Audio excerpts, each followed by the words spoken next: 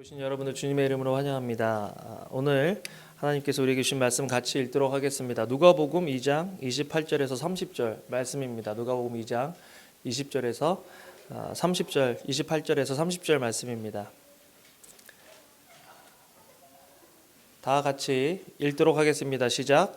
시므온이 아기를 안고 하나님을 찬송하여 이르되 주제여 이제는 말씀하신 대로 종을 평안히 놓아주시는도다. 내 눈이 주의 구원을 보았사오니.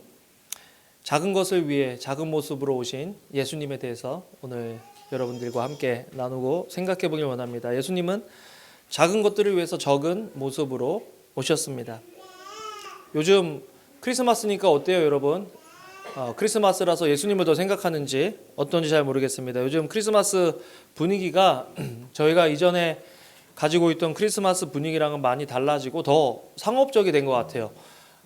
요즘 광고들을 보면 아이들을 위한 크리스마스 선물이 아니라 단위가 커져서 아버지 어머니가 막 산타한테 아이들 보러 원하는 거 차 얘기할 때 말하라 그럴 때 차 얘기해서 렉서스 달라고 그러고, 또 애들 막 깨워가지고 선물이 막 도착했다고 뛰어 내려가 보니까 벤츠 있고, 그죠? 크리스마스가 과연 그런 기쁨을 누려야 할 때인지, 아니면 크리스마스가 정말 왜 우리가 기뻐해야 하는지에 대해서 그 의미는 모른 채 이제 뭔가를 선물을 주고받고, 옛날에는 그 선물을 주고받는 것에 의미가 있었는데 이제는 그 단위가 커짐으로써 행복과 기쁨은 마치 무언가를 많이 소유하고 많이 가질수록 더 행복하고 기쁘다라는 메시지를 은연중에 주는 그런 시대에 살게 되었습니다. 그러면서 크리스마스에 우리가 회복해야 될 것들이 무엇인가 생각하면서 먼저는 자족하는 마음이다. 빌립보서 4장 13절 말씀을 같이 읽어보겠습니다. 시작. 내게 능력 주신 자 안에서 내가 모든 것을 할 수 있느니라. 자칫 잘못하면 내게 능력 주신 자 안에서 내가 모든 것을 살 수 있느니라 이렇게 들릴 수도 있겠죠. 크리스마스가 되면. 그렇죠? 평소 때보다 아멘이, 그죠? 그런데 이 본문이 나온 그 문장들, 그 텍스트를 보면, 안에 있는 컨텐츠를 보면 이 말이 나온 의미를 진짜 알 수 있습니다. 빌립보서 4장 11절 같이 읽어보겠습니다. 시작. 내가 궁핍함으로 말하는 것이 아니니라. 어떠한 형편이든지 나는 자족하기를 배웠다. 내가 궁핍할 수도 있고 부유할 수도 있는 이 모든 것들을 할 수 있다라는 이야기입니다. 내게 능력 주신 자 안에서 내가 모든 것을 할 수 있는 것은 내가 궁핍할 수도 있고 부유할 수도 있다. 어떤 상황에서도 나는 만족할 수 있다. 자족할 수 있다. 그 이야기를 하고 있는 것입니다. 어떻게 하면 자족할까? 그리스도 안에서 자족해야 된다. 어떻게 하면 그리스도 안에서 자족하는 거냐? 왜 그리스도 안에서 자족할 수 있느냐? 먼저는 예수님이 가장 작은 모습으로 오셨다라는 거예요. 예수님은 가장 높으신 분이신데 하나님과 동등하신 분이었습니다. 그런데 그 하나님께서 모든 것을 내려놓으시고 이 땅에 오셨다라는 거죠. 낮은 곳으로 오셨다라는 거죠. 빌립보서 2장 6절 8절 같이 읽어보도록 하겠습니다. 시작. 그는 근본 하나님의 본체시나 하나님과 동등됨을 취할 것으로 여기지 아니하시고 오히려 자기를 비워 종의 형체를 가지사 사람들과 같이 되셨고 사람의 모양으로 나타나사 자기를 낮추시고 죽기까지 복종하셨으니 곧 십자가에 죽으심이라. 예수님께서 이 땅에 오실 때 금수저로 오셨을까요? 흙수저로 오셨을까요? 흙수저로 오셨죠. 금수저로, 가장 금수저로 오셔야 될, 아마 다이아몬드 수저로 오셔도 부족할 예수님께서 왜 흙수저로 오셨는가? 사람들이 이 땅에서 살아가면서 의미 있고 존재감이 있고 뭔가 힘과 능력과 권력이 있다고 생각하면 찾아가는 곳이 화려한 곳이요 의리의리한 곳이지 낮은 곳으로 가지 않습니다. 동방 박사들도 그랬죠.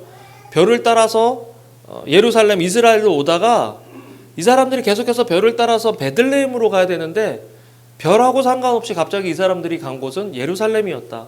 의미가 있다고 생각하지 않으십니까? 마태복음 2장 1절에서 2절을 같이 읽어보겠습니다. 시작.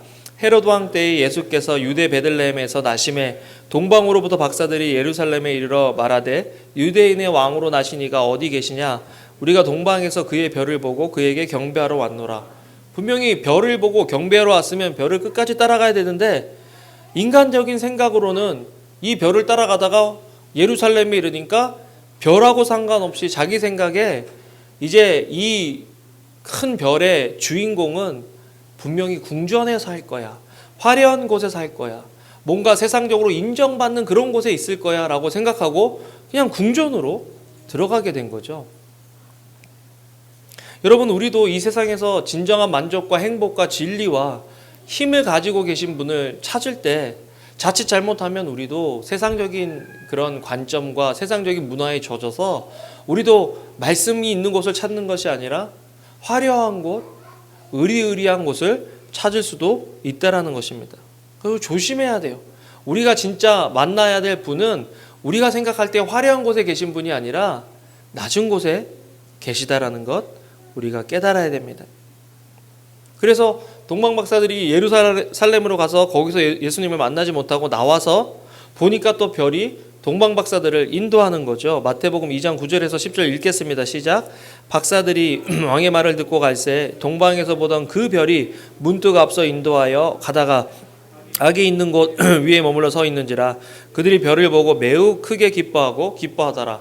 별이 동방박사들을 안내한 곳은 마국간이다. 낮은 곳으로 안내했다라는 것입니다. 예수님은 높은 곳이 아니라 낮은 곳으로 오셨습니다. 같이 한번 따라해 볼까요? 예수님은 높은 곳이 아니라 낮은 곳으로 오셨다. 예수님의 부모도 주목받는 그런 사람들이 아니라 별 볼 일 없는 사람들, 사람들이 알아주거나 사람들이 주목하는 그런 사람들이 아니었습니다. 마리아가 이릅니다.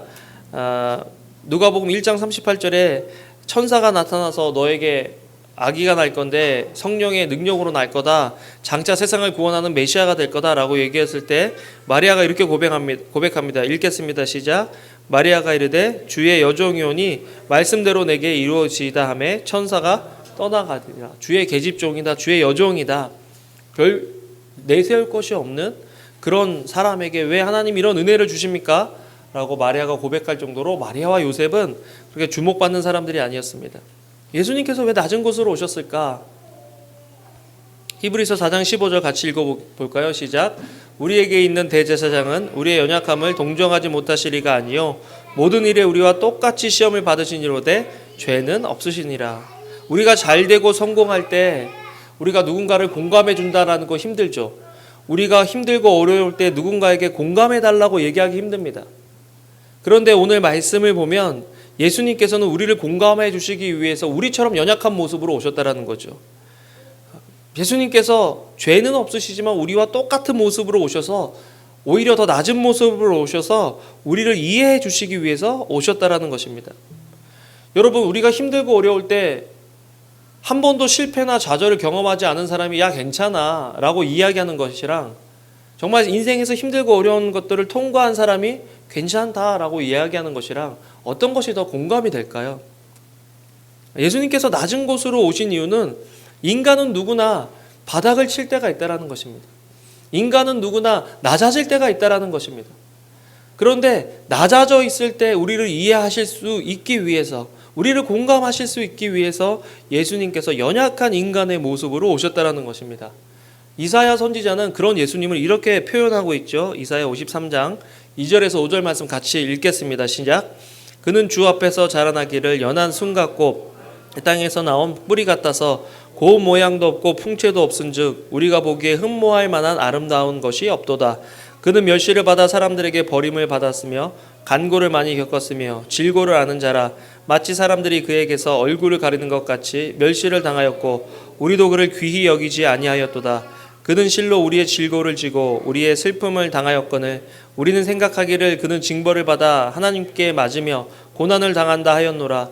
그가 찔림은 우리의 허물 때문이요 그가 상함은 우리의 죄악 때문이라. 그가 징계를 받음으로 우리는 평화를 누리고 그가 채찍에 맞음으로 우리는 나음을 입었도다. 예수님의 이 땅에 오시는 모습을 권력을 가지고 힘을 가지고 아름다운 모습으로 오신 것이 아니라 어떻게 보면 왕따 당하고 사람들이 찾지 않고 사람들이 이게 그리스도냐라고 이야기할 정도로 그런 모습으로 가지고 오셨다라는 거죠. 열등하게 오셨다라는 것입니다. 그리고 이 땅에서의 삶도 순탄하지 않았다는 거예요. 삶이 어려웠다라는 거죠. 멸시당하고 배반당하고, 질고를 안다라는 것은 질병도 안다. 몸도 연약했던 것 같아요. 예수님께서 사역하시면서 피곤해서 곤해서 쉬실 정도로 그렇게 피곤하시게 사신 삶이 예수님의 인생인데, 그 예수님께서 저와 여러분들을 이해하기 위해서 그런 모습으로 오셨다라는 것이죠. 낮아지려면 어떻게 해야 되느냐? 낮아지려면 자기의 특권을 포기해야 돼요. 여러분, 누군가를 도우려면 우리가 가지고 있는 것을 내려놓을 때 누군가를 도울 수 있습니다. 여러분, 크리스마스 때 예수님께서 이 땅에 오신다면, 오늘 이 땅에 오신다면 예수님이 과연 내가 살고 있는 그 집으로, 내가 살고 있는 그 모습 속으로 오실 수 있을까요? 아니면 다른 곳을 찾으실까요? 벨리 생명의 교회가 예수님께서 머무시는 교회가 돼야 되는데, 예수님께서 오신다면 우리 교회에 오셔서 마음이 평안하시고 이 땅에 오신 예수 그리스도의 그 뜻을 이룰 수 있는 그런 교회가 우리 교회일까요? 우리 구성원들일까요? 한번 생각해 보면 좋겠습니다. 예수님처럼 낮아진 교회냐? 교회 문턱이 낮아서 누구나 들어올 수 있는 그런 곳이냐? 우리가 한번 생각해 봐야죠. 두 번째로, 예수님은 낮은 곳으로 오셨을 뿐만 아니라 소외된 곳으로 오셨다. 예수님께서는 소외된 곳, 사람들이 알아주지 않고 사람들이 주목하지 않는 곳, 사람들이 잘 찾아가지 않는 곳으로 오셨다라는 거죠. 왜 하나님께서 그런 예수님을 소외된 곳으로 보내셨을까? 이유는 소외된 사람들이 예수님을 찾아오게 할 수 있도록 하기 위해서 예수님께서 소외된 곳으로 오셨다라는 것입니다. 당시에 예수님을 알아보고 예수님을 찾고 예수님을 만난 사람들은 극소수예요. 그런데 어떤 사람들이 만났느냐? 소외된 사람들이 예수님을 만났다. 당시에 이방인은 유대인들에게 소외된 사람들이었습니다. 당시의 목자는 그 사회 계층에서 소외된 계층이었습니다. 그런데 예수님께서 낮은 모습으로, 소외된 모습으로 오시니까 그런 사람들도 예수님을 찾아올 수 있었던 거죠. 여러분, 만약에 예수님께서 헤롯 궁에서 왕의 아들로 태어나셨다면, 로마에서 로마의 황제의 아들로 태어나셨다면, 목자가 와서 예수님의 나심을, 예수님의 탄생하심을 축복하며 경배할 수 있었을까요? 선택된 소수의 사람만이 예수 그리스도의 나심을 확인하고 축복할 수 있었을 것입니다. 그런데 예수님께서 소외된 곳으로, 낮은 곳으로 임하시니까 낮은 곳에 있는 사람들, 소외된 사람들도 예수님을 찾아와서 예배할 수 있게 되더라는 거죠. 누가복음 2장 8절에서 12절 같이 읽겠습니다. 시작.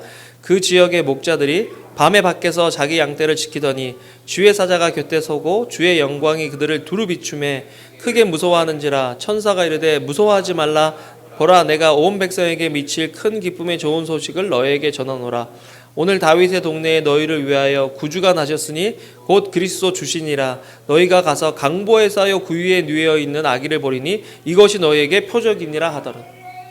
만약에 예수님께서 화려한 삶을 선택하셨다면, 가진 자들을 위해 오셨다면, 강보에 쌓여 말들이 먹는 여물통에 누워 있는 것이 사인이 되는 것이 아니라 화려한 황금 침대에 누워 있는 그 아이를 보면 이것이 너희에게 표적이라고 얘기했을 것입니다. 그런데 예수님은 마구간에서 말구이에 누워 계셨다. 그것이 표적이 되었다. 표적도 무슨 이런 표적이 다 있을까요? 그죠? 그런데 예수님께서는 저와 여러분들을 공감하시고 저와 여러분들을 복음으로 초대해 주시기 위해서 가장 낮은 모습, 그래서 누구나 그 복음 안으로 들어올 수 있는 그 모습으로 오셨다라는 것을 우리가 알아야 합니다.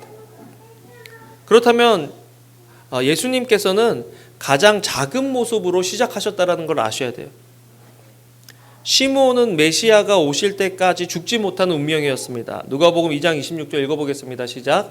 그가 주의 그리스도를 보기 전에는 죽지 아니하리라 하는 성령의 지시를 받았더니, 암흑의 시기에 자신들이 알던 사람들이 다 떠나가고 이제 자기 자신만 남은 거예요. 얼마나 죽고 싶겠어요. 아는 사람 없지, 몸은 약해졌지. 그런데 메시아를 볼 때까지는 죽지 않는다. 그런데 그 메시아를 만나게 된 거죠. 누가복음 2장 29절 읽겠습니다. 시작. 주제여 이제는 말씀하신 대로 종을 평안히 놓아주시는도다. 그런데 예수님을 만났을 때 느낌이 어땠을까요? 우리가 생각할 때 메시아라면 근육도 있고 흠모할 만한 얼굴의 표정도 있고 사람이 좀 믿을 만한 구석이 있어야 되는데 이거는 강보에 쌓인 연약한 아이의 모습으로 오셨다라는 거죠. 내가 이걸 보기 위해서 이때까지 살아 있었어야 하나?